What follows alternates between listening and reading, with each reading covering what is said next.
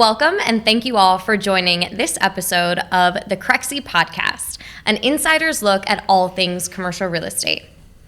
In this show, we cover a broad range of topics that cater to both CRE newcomers and industry leaders alike. I'm your host, Ashley Kobovitch, Regional Director at Crexi, and today we are thrilled to sit down with Edward Otocka, Senior Managing Director at the NNN Pro Group. Before we dive in, a little bit about our guest. Edward Otocka is a Senior Managing Director, Private Equity Specialist with the NNN Pro Group, one of the top performing net lease brokerage teams in the country. Eddie joined the NNN Pro Group in 2011 and works in the institutional coverage group. His expertise is in sale-leaseback, build-to-suit, and structured equity debt transactions on behalf of private equity funds, national retail, industrial, and medical tenants, REITs, and net lease funds. Eddie has closed over $6 billion in transactions during his career, including over $3 billion in the last 4 years. Before working with the NNN Pro Group, Eddie began his professional career in the sales and trading departments at UBS AG and Credit Suisse. He is a Franklin and Marshall College graduate and resides in Duxbury, Massachusetts with his wife and 2 daughters. Eddie, welcome to the podcast. Thank you. Thank you very much for having me. Of course. We're thrilled for you to sit down with us today. So welcome and thank you. Great. So I know we just covered very extensively your background, but we want to hear it in your words. So first and foremost, tell us how you got your start in commercial real estate and what drew you to your current focus. Yeah, I mean, I would just say I got started, I was probably out of school for 5 years working in banking, and I graduated in 06, so kind of you had 08, 09 when things took a really sharp downturn kind of for the first time post my college career. And I was really looking for something more entrepreneurial, something where I had a little bit more control of my own destiny in terms of earnings and things like that. At the time, banks, regardless of how well you did that year, they didn't really have a lot of money to pay bonuses, period. So I think a lot of people, myself included, were looking to get out of situations like that. And there was also a lot of regulation coming into the market at that time. So through a friend, I was introduced, at the time we were at Marcus & Millichap, and I was introduced a couple series of introductions, ultimately to Glenn Konofsky, our founder, and he and I kind of hit it off, and he gave me an opportunity, and really haven't looked back since. There you go. There you go. I love those stories. Kind of a lot of people get into commercial real estate or into their current focus through some happenstance, meeting the right people at the right time. So talk to us a little bit about that. Who were some of your first mentors? You mentioned Glenn, potentially others, and how did they help shape your career? Yeah, I mean, I would say definitely my father is a mentor. Was very helpful navigating a wide range of business issues, particularly someone not in commercial real estate, but in business, whether it's an internal issue, a client issue, he was very helpful. Guy by the name of Jimmy Ventura, who helped hire and train me, very helpful as well. He was very good at making sure you never kind of got too high or too low, and he kept myself and a lot of other people who started at the same time kind of on an even keel, and very focused, particularly kind of early in your career when, things were hard. It was very hard business to break into and to create kind of a long-term sustained success. So Jimmy helped a bunch of us with that. And then, of course, Glenn, who's our founder, who's kind of the original guy in this space, so to speak, who's a innovator, trailblazer, taught me so much. So between those folks and then a lot of great colleagues to kind of, learn with along the way, I'm more of a colleague basis versus a mentor. I mean, and Pro has been great at that. I think it's been great for a lot of people to provide that kind of support, both from a mentor perspective as well as a colleague perspective. Absolutely. And I think one of the biggest things that you just mentioned is not getting too high or not getting too low, right? Being even keeled. This industry definitely will have its highs and lows, especially in this market, which we'll touch on in a little bit. But, keeping that kind of straight lined method, making sure that, everything between the ears is kind of top notch on that even keel is one huge lesson. Talk to us a little bit about maybe some other lessons that you've learned early on in your career or middle or even later that has been pivotal to your success or just your day-to-day life. I'd say a lot of it is keeping up with the things that you learn kind of at the beginning, which is, however you're doing business development, however you're doing client relationship management, however you're staying on top of the market, all those sorts of things don't really change. I think what changes is people get lazy. People allow themselves to get into bad habits. Staying out of that and like maintaining humility, maintaining the fact that like you always have something to learn, maintaining the understanding that if you're not working hard, someone else is going to work harder.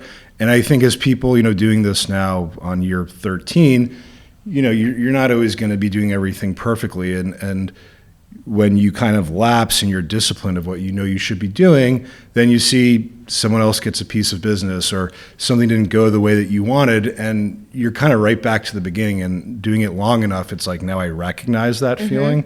So when you're younger, I think, or earlier in your career, it can really throw you off. But, now I know it's like you got to get back on the horse, so to speak, and got to start doing all those things that a lot of the folks I just mentioned kind of taught me from the beginning. Sure. I love that. You hit on a really good point, right? When we first start out, we're super hungry. We're making all the calls. We're in the office, maybe first one in, last one out.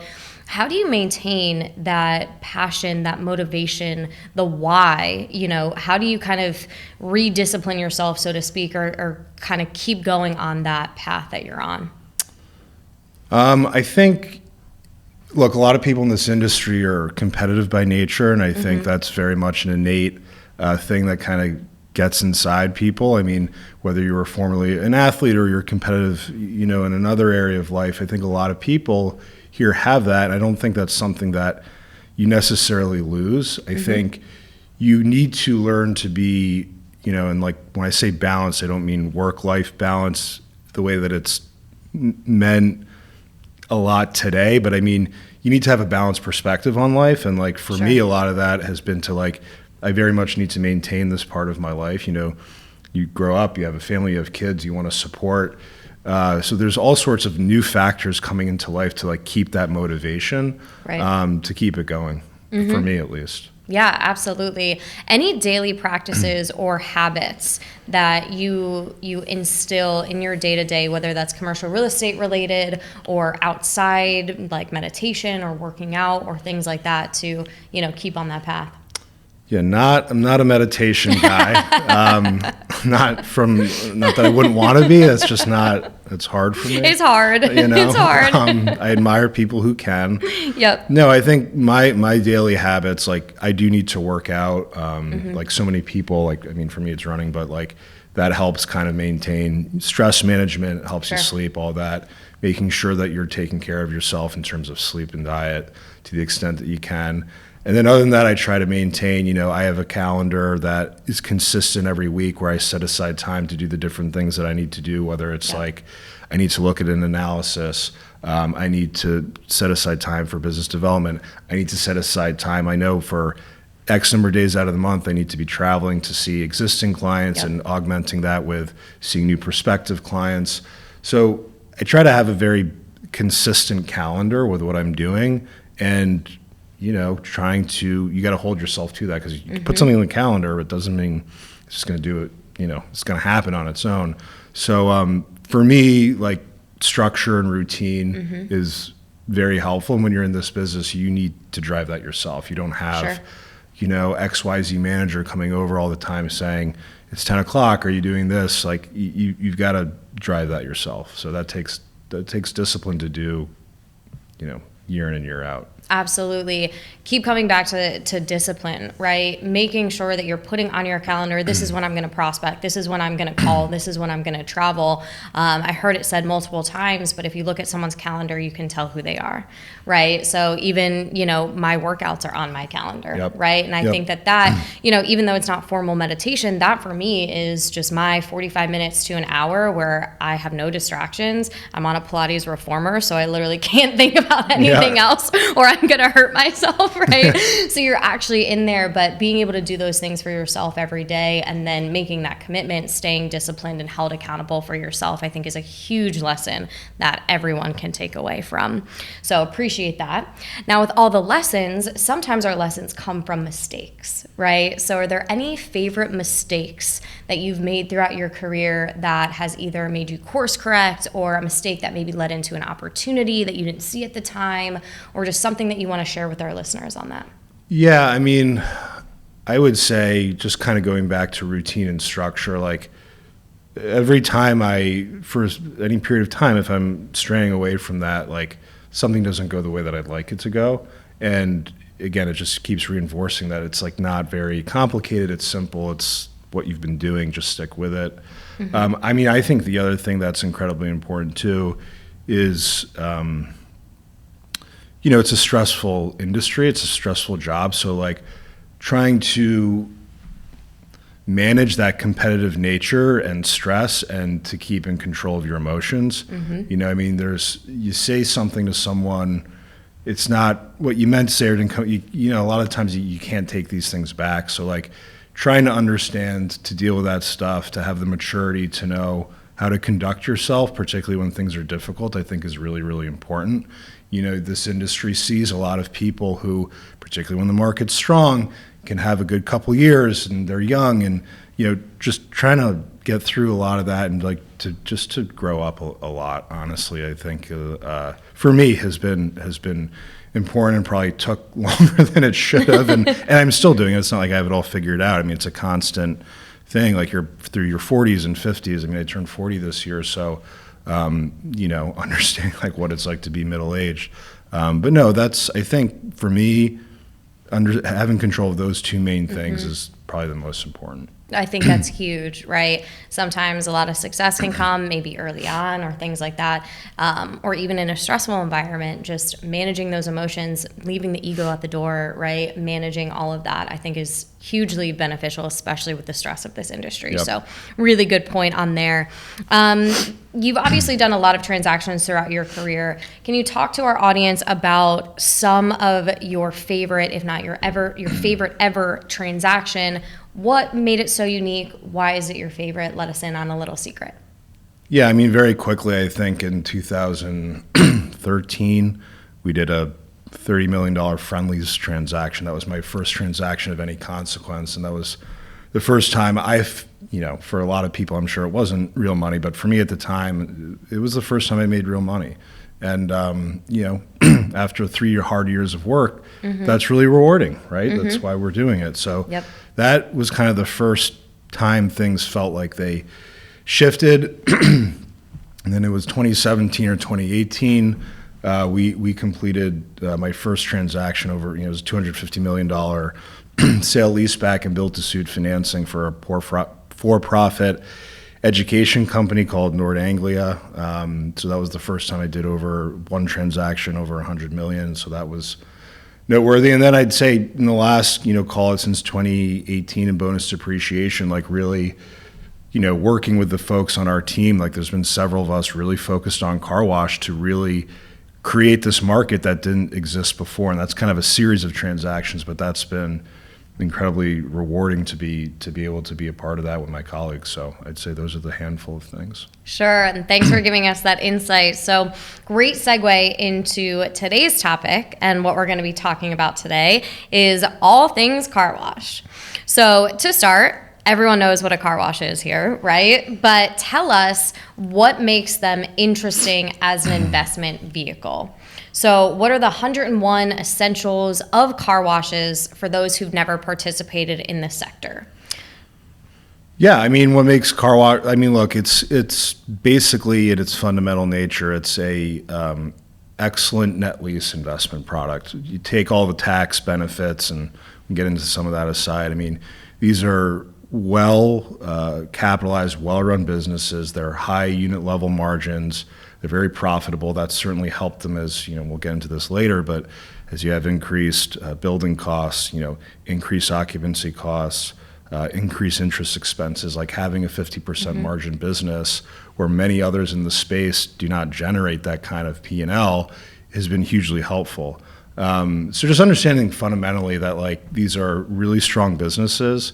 Within the last 4 to 5 years, you've seen a lot of private capital, private equity coming into this space, really professionalizing what was previously a mom and pop industry. I mean, when we first started doing this in 2018 on a real scale, car wash was 95% 1 and 2 unit operators. I think today that number is probably closer to 60%. So there's still theoretically a lot of white space out there, but the professionalization and the consolidation in the space has really professionalized these companies. And then, what a lot of that we've been educating the market into, and we spent time with tax advisors, we spent money on research to prove a lot of this out, is the unique tax benefits that real estate professionals and others with qualified income, how they can benefit from the bonus depreciation that was part of the Jobs Act in 2018, I think it was, that makes these a really unique kind of investment opportunity. Sure. So you're kind of touching a little bit on it here. So maybe we have some operators who are listening or some potential investors who are listening. What would they need to know about the industry from a day-to-day perspective? From the car wash industry, from a day-to-day perspective? Yep. I mean, the beautiful thing about net-lease is like there's not much to do on a day-to-day perspective. You kind of you manage the asset through kind of an annual or twice a year monitoring of the unit level P&L and what's going on in the local real estate market. Is it growing? Is it contracting? Same from a demographic perspective. So the asset management perspective on a post-ownership basis is simple. I think the other part of it is a lot of investors who do have the qualified income and have gotten involved in car wash, they ultimately want to do 1031 exchanges out of them. And so if you're in a rising cap rate market, a rising interest rate market, how do you protect yourself against that? How do you still take and say, we want these tax benefits, and at the end of the day, I want a diversified real estate portfolio. When the market's shifting, like that's hard. So you kind of you have to stay on top of that, and that's got to obviously inform your investment decisions as well as your asset management decisions. The other things, is really just to understand how the changing interest rate market, how just like the economy and how that's shifting is impacting the operators, and both at a corporate level as well as like at a store level, for each of these locations. Sure. We'll get your insight onto the, a lot of the macroeconomic factors and things like that. But for potential people who are trying to look into this as an investment, what makes for a good car wash investment from a deal seeking or underwriting perspective? And what separates this industry from other retail operators? Yeah, I think what makes a good car wash investment, a lot of people are obviously going to be focused on corporate credit, so whoever your lease guarantor is. Sure. I think there's several at this point very large players in the space, so kind of understanding what their growth plans are, understanding their financials, how much leverage is in the company, when is that debt maturing, how are they going to be able to refinance this? I mean, there's like a lot that people should be thinking about today because all operators are not going to be the same from that perspective. So I think really understanding who owns the company, how they're capitalizing themselves, what their growth plans are. I think the other thing that's very, investors smartly are very aware of today, which is how much are these things costing to build? And so, when you have inflation that's impacting construction costs, car washes when we first started were $3.5 million to build. I mean, it's roughly 2x that today, and you're still getting the same building. So I think for a lot of people trying to just understand that and make sure that like whatever price you're buying it at, what the rent is based on the cap rate, that you'd like it to be lower versus higher. You want to make sure that they can afford to kind of pay their rent going forward. It's going to be a successful location. I think one way, I know you asked how it's different than other retail, but I think one way that's very consistent with retail is like location's incredibly important, not to use an old real estate cliche, but as the car wash industry has grown over these last several years, there's been a lot of development, a lot of building in it. And so understanding like the retail corridor you're in, if there's 4 or 5 car wash operators, you want to have a strategic location relative to your peers. You want to have a newer location. You want to have, a more attractive location with good access that, when a family or a mother is going shopping, like what's kind of the easy in and out, what's proximate to the grocery store. So Sure. in an industry where there's been a lot of development, I think doubling down to really be thoughtful about, I'm buying a good location that's going to be a good performer. Absolutely. I think that's a really, really good point. And you were kind of touching on this, how car washes have just grown tremendously over the past 5-10 years. Give us a little bit of an overview about that. What are some of the changes, especially after the pandemic, that you're seeing in the space? Yeah, I mean, when Leonard Green was doing this with Mister, but it didn't get more broadly until Roar Capital bought what was ICWG at the time, and they're a long-term client of ours, and we really got. And at that time, a lot of the deal flow that we were seeing, like these locations, a lot of it was M&A, was consolidating down these mom and pop operators, and it was easy to do. Like there was a lot of them out there. Pricing made sense. As the market's gotten more and more competitive and more private equity has piled into an area that it previously wasn't interested in, a lot of that has shifted. So the M&A market got a lot more expensive, and we've seen the ground up development become a much bigger portion of the overall transactions that we're doing. So, 4 or 5 years ago, I'd say we were doing 85-90% M&A, and today the sale leaseback and reverse build to suits, obviously those are development, but of the transactions we're doing, I'd say probably 70 to 80%, maybe even plus, are greenfield development. So it's like, it changes the underwriting. When you have an existing location, you can look back 3 years P&L, have a good sense of how they're performing. For a new location, you're relying that the operator can provide a pro forma that, they're going to be able to achieve. Sure, absolutely. So then what is your 30,000-foot overview on the current investment landscape for car washes? Where are you seeing the most investment interest coming from? I think today, look, like car wash more than anything, of all the products that we work on, I'd say in any given year, we're probably 40% to 60% between what we call the one-off market, which is really dominated by the private investor, versus the portfolio market, which is a combination of institutional and what I would call quasi-institutional investors. It also includes some larger 1031 exchange and larger families, smaller, family offices. Because of the tax benefits of car wash, we've seen a disproportionate amount of private investors. The bonus depreciation is not something REITs can take advantage of. It's really the individual investor and having the qualified income. So what we've seen is more and more private individuals versus other product types. And we've seen funds that have come in and they compete and they outbid some of the more traditional REITs and things like this in the space because they're raising money for these tax benefits. So they're collecting investors, raising their money, and they're going out, they're doing with us, $150 million portfolios at a time. So that's very unique in the space, and it's really driven a lot of pricing to the benefit of private equity and sponsors and operators. But it really creates a really unique marketplace of buyers. Awesome. That's really good to know. So in terms of asset performance across markets and other variables, do you see any differences? And if so, what are they? Yes and no. I mean, there's some variation, but like car washing is pretty consistent. They're successful in big markets and small markets.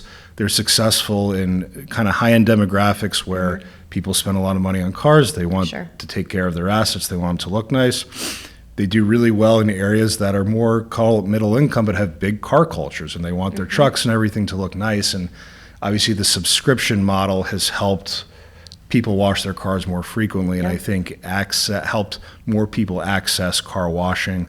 People always think like warm weather, car wash. That's not really necessarily the case. I mean, I think there's more car washing done, frankly, in some of the colder areas where you have salt on the roads getting on your car. And, particularly early on, people would say, what am I, going to buy a car wash in North Dakota for? And I'm like, well, that's actually where these colder markets with a lot of snow is where they do really well. So, I mean, we've sold car washes all over the country, and we've sold car washes that perform well in all different parts of the country. So I think it's a really appealing product offering from that standpoint, that there's not a small geographic location Sure. where these can be successful. Sure, absolutely. I live in LA, and our car washes, I get my car washed frequently. A lot of people do pride themselves on their cars and things like that, but we don't have any rain, so I'll get a rain check. So if I go to the car wash and then it rains, I can go back in within like 24 or 48 hours to re-get it done, because it will get messy since we don't have,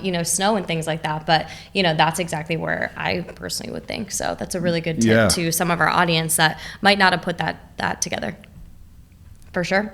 Now, in terms of transaction activity and velocity, how has that shifted or changed over the last few years regarding this asset type? I mean, it really shot up from 2018 to last year. I mean, our firm, NNN Pro, did $5.6 billion of transactional volume last year in brokerage. $1.5 billion of that was car wash. So, I mean, that was not proportionately reflective of 13 through 2018. So again, it's been part of just like a lot of the growth in the industry. So it was really heavily going upward. This last year, there's been some slowing down, but it's nowhere near like what you're seeing in the broader commercial real estate markets. I mean, what you look at in the office markets, or like anything, even multifamily, where like debt creates some serious realities in terms of what cap rates can be and what kind of returns investors can generate. Because of the tax benefits of car wash, investors are more likely to take lower rates of return, right? Because they can refinance it out in 3 years, they can sell it, they can buy something else when hopefully rates and cap rates have a better relationship, and kind of ride this out for the tax savings in the longer term. The other thing that's nice about it is, while car wash operators have slowed their growth in the last year, they really shifted to these development portfolios and kind of pipelines a couple years ago. And it takes, a couple years to get the entitlement. You find the land, get the entitlements, get it built, get the C of O. So we're having a big greenfield that, it took a couple years and now they're all hitting. And while the rate of growth has slowed, they are still growing. And one great thing about the sale-leaseback market is it's still, in times of rising cap rates, it still makes sense for these companies to not tie their capital up in real estate, to sell it, lease it back, take that money, reinvest it into their businesses. I mean, the other thing that we've seen is that the senior debt for a lot of these companies is now more expensive than the cap rates, whereas that was never really the case in many previous years. So as an alternative, when these groups are thinking, how are we going to grow, particularly in light of these interest rates, like doing reverse build-to-suits and sell-leaseback is, on a relative basis, arguably more attractive than it's been over the last 4 to 5 years. Sure. Appreciate you giving that insight to us. Really important right there. When we're talking about some of the things that have been naturally just coming up, right? The current macroeconomic factors, inflation, rising interest rates, higher insurance costs, all of that. How are car washes, just overview, being affected right now? I mean, look, they're being affected like all of us are. I mean, it's more expensive for you and I to live. It's more expensive for them to do business. They can't get the same types of leverage, which of course enhance their return on equity for their investors. So everyone's having to deal with these realities, and car wash is better positioned than many of its peers strictly because it's a high margin business, and it's attracted so much equity capital over the years that it's well capitalized, right? So yeah, there's leverage in the system. There's always going to be leverage, but a lot of these people and these firms have made substantial investments in these companies, and they're not going to kind of change with how they're approaching that necessarily. So I think if you look at other retail concepts, we've definitely started to see some hurt over the last year or two. I mean, this quarter bankruptcy numbers are up. We're not seeing that, knock on wood, in car wash. So I think on a relative basis, it continues to be a safe and performing investment. That's good news. That's a really good news. So without having a crystal ball here, Eddie, what are your short-term and long-term outlets for car washes, and why? Short and long-term outlooks for car washes? I'd say in the short term, we're expecting a very busy end of the year. Bonus depreciation has been 100% the last few years. This year it's starting to sunset down to 80%. I still think the benefits are strong enough, and I think it will sunset further to 60% next year. But if you buy this year and you carry that forward, you can actually take this year's 80%. So there's little tricks like that we're working with advisors on to identify and explain to investors. Okay. We do think that that's going to keep the end of this year busy. We've already started to see that pickup kind of coming out of August and now being on the other end of Labor Day. Q4 is generally when we do probably 80% of our car wash volume for the year. So it's a very back half of the year focused category. So I think we're going to continue to see that this year.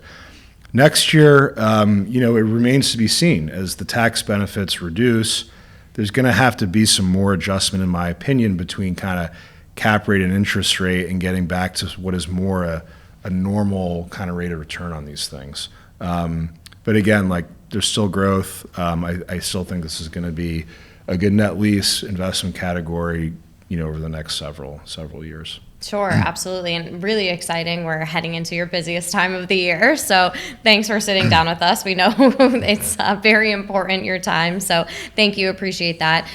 What are the most significant changes that you've noticed in this space from some of these, macroeconomic factors or in general, and which do you think will have the most lasting impact as you're saying, we're heading into the new year, 2024 and beyond?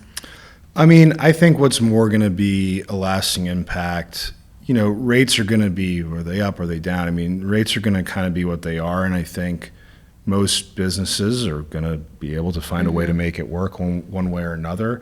I think development costs are going to come down. We're starting to see some early signs of that, but I think over the long term, they're going to come down at some point. And I think that'll obviously be very helpful. I think the most important thing, again, to be more cognizant of today is because there have been more consolidators in the space, there has been more growth in the space, is just being really smart about, where you're going into, to really focus on the unit that you're buying, not just the lease guarantor credit. And I think you're going to start to see some more divergence between site level performance as the industry has become certainly more competitive than it was when it was really mom and pop dominated. So I think that's going to be the longest lasting thing that folks are going to have to be cognizant of. Sure. Now, you mentioned some considerations in advising your clients and you're trying to educate them on all of this. So what are your primary considerations when advising car wash or net lease clients through these current economic times? What are some of the long-term upsides, current obstacles? How do you approach those conversations? What are you saying?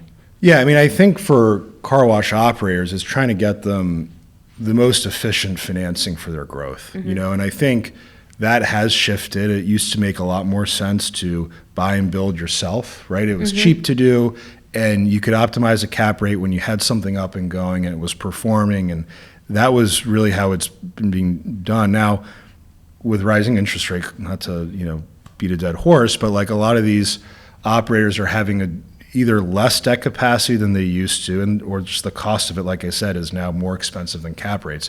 So more and more frequently, the transactions that we're doing are looking for off-balance sheet investors to actually fund these developments for the operators. And that there's pros and cons to that. It's very efficient from a capital perspective, but cap rates tend to be higher. Cap rates tend to be higher because the investors, they're taking risks on, is the site going to be a good performer?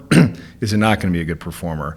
They're also taking timing risk because it takes time to develop these, and there's delays in development that people cannot control. So it's do we think this is going to open in 12 months? Is it going to open in 4 months? And what's our view on interest rates in the time? The longer out something is, people are going to want to get paid more for that interest rate risk. So it's really kind of optimizing that and looking at a client's how do they want to grow? What's their growth rate? What does their internal kind of cap structure look like? And then what's the market going to provide? And the other part of it too is some real estate and some markets are going to have a bigger premium between the one-off and the portfolio market. Others will be more narrow. So it's also being choosy and strategic about which assets you put where. And that's how you blend to the kind of optimal outcome of timing of getting it done quickly, but also getting it done at the lowest kind of cap rate possible. So that's the biggest thing for the car wash operators. I think for the net lease investors, it goes back to what I originally said about being really like thoughtful about the locations that you're buying, thoughtful about the credits that you're buying, and just knowing that not all of these are kind of created equally. Right. Being in sync with your tax advisor and your accountant, understanding what you qualify for, what you don't qualify for, and what your gains look like and how much you have to offset, and really being prepared with that as much as you can, because you don't want to be doing this kind of last minute. Yeah. It can just be a lot to manage. So trying to get ahead of that as much as possible is what folks should do. Sure, absolutely. That was a lot of advice. Those were really, really good tips. Anything else, any general bits of advice for any players within this space? No, I mean, not beyond what's already been said. It's just, kind of like be thoughtful about kind of what you're doing, be aware of the interest rates, and figure out your debt situation earlier. That's, I guess, the other thing I probably missed out on is like real estate lending is not great right now. Now, it's still pretty good for net lease and sale leaseback because it's a little bit safer than a lot of other categories of commercial real estate. But folks, we're seeing more and more investors surprised at the interest rate, or their bank can't do it or something like that. So like really running a process on the debt side and making sure you're reaching out to multiple lenders, you're vetting it ahead of time as much as possible, because again, debt takes time. You don't want to be caught at the end not being able to transact. Sure, right. Be prepared at that point. I love it. I think in anything in life, be prepared, but especially in this, have all your ducks in a row before you go ahead and want to make that offer. So appreciate all of the advice that you just shared with us. It's excellent stuff. So switching into a couple of rapid fire questions here for our audience. So given your expertise and your specialized background, I'm sure our listeners would love to know your answers to 3 different questions that I have. So first and foremost, if you were given $50 million today and you had to invest it, what would be your go-to asset type, location, and why? I would say, look, I'm a fan of invest in what you know, and I know net lease. So would I love to say, like, multifamily, the right cities, like, it's just not really what I spend my days doing. So, I mean, look, I think trying to find parts of the country, look, like Texas and Florida is obviously very attractive to a lot of people. It's been really high growth. It's tax friendly. A lot of people moved there since COVID. Things have gotten really expensive and competitive there as a result. So I think sometimes looking at maybe the secondary markets where you're seeing growth. I mean, a lot of areas in the Southeast have been growing really well. Kind of some of more of those secondary markets, I would say. And then I would continue to just say, like, kind of safer net lease investments that, are higher margin or can withstand some of the shifting that's gone on from a macro perspective. Obviously, I mean, car wash is one of them. And with $50 million, I'd say you want to just kind of create some diversity for that, create something with longer leases that you can trade in and out of over the coming years as that becomes appropriate, and really kind of set yourself and your estate up, for future wealth. Absolutely. Let's get you a check for $50 million. Yeah, there you go. I won't say no. Second question, and I promise this is not a trick question. What is the favorite tool or software that you use on the job? I'm not, like meditation, I'm not really a tech. I'm pretty low tech. I will say Crexi does have like a great app, and it's really easy to see like what's coming on the market, monitor your own property's activity. It's a really good tool for helping your clients. So like there are things like that I'll use for like on my phone and things while I'm traveling, but I tend to be old school, and like more when I say the phone, I mean the actual telephone and speaking on it. So I'd say it's probably my number one thing. I know that's not the most exciting answer, but I do think real estate kind of maintains some of that more old-fashioned ways of like communicating and doing business, and it really is relationship driven, which I think in person's the best way to do that. Over the phone is kind of your backup. I guess people, Zooms are popular now, but emails, texts, like a lot of that just gets lost in people's inboxes and whatnot. So Absolutely. I think the phone is, one of our most important assets, right? So whether it's you have an app on your phone that helps you manage some of these contacts, but at the end of the day, it's picking up the phone and calling these people and checking in with owners or operators or investors and things like that. So yep. I'm absolutely with you on that one, Eddie. And last but not least, what is the most common misconception about your job or the industry as a whole? I'd say the most common misperceptions are like the broker greed, I think, is a very much which, there's certainly, it exists out there, but I think, and it's not just us. I mean, there's a set of high quality brokers who are really more like advisors in this space that become successful by continuously kind of like putting clients' long-term needs as the number one goal. And right. I think, again, that's something culturally that I think we're fastidious about. And I will say, in my opinion, it pays off in the long term. So I think that's kind of a misperception that's commonly out there. That's probably the number one thing I would say. I mean, I think like we represent a lot of private equity, and they obviously right. have reputations as well, but that aren't always great. But what we've certainly seen in the car wash space is like to have intelligent capital come in and build high quality businesses that real estate investors can benefit from is, I think, something that's very real. And again, that's why I think understanding like who owns it, how they're growing it is really important, because there are some really excellent investors and operators in the space. I love it. Absolutely. Number one thing, I mean, there are honest salespeople out there, right? It's kind of the, oxymoron sometimes to say that, but I think to be a good broker and to be successful like you are in your career, you have to put the clients first, and you have to truly understand what their growth model is and their business plans and things like that to, get to where you are today. So I love that you said that. Last, before we let you go, any parting words of advice, anything that you want to say to our listeners about the industry, about success, about yourself, anything that you want to leave our listeners with here today? No, I mean, I think we covered a lot of ground. I think, the market is definitely difficult right now. I'd say there's still a lot of really good opportunities, particularly, I mean, we're talking about car wash. I think that's an excellent example at the top of the list. And I still think that there's a lot of reasons for these transactions to happen, that even when things shift a little bit economically speaking, there's a reason why we're still doing the volume of these that we're doing. It's because it makes sense for both parties in the transaction. So, I think that's a sign of a fundamentally strong industry, fundamentally strong investments. It's able to withstand changes. So that's just what I would leave it. That's, I guess, my last parting words. Those are perfect. You've heard it here first. Car wash is here to stay. It's strong. Nothing's going away. So thank you, Eddie. Thank you so much for your time. We know that you're super busy, so we really appreciate sitting down with us and sharing your thoughts and your advice and your wisdom with all of our listeners today.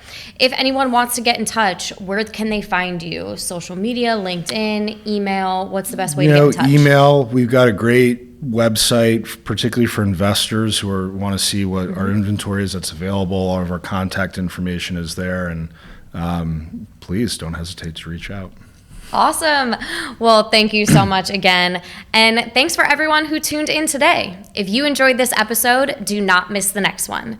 Visit go.crexi.com/podcast and sign up to get the next episode delivered straight to your inbox. Of course, you can subscribe to the Crexi Podcast on your favorite podcast app and check out our YouTube channel for video recordings of each episode. Take care and be sure to tune in next time.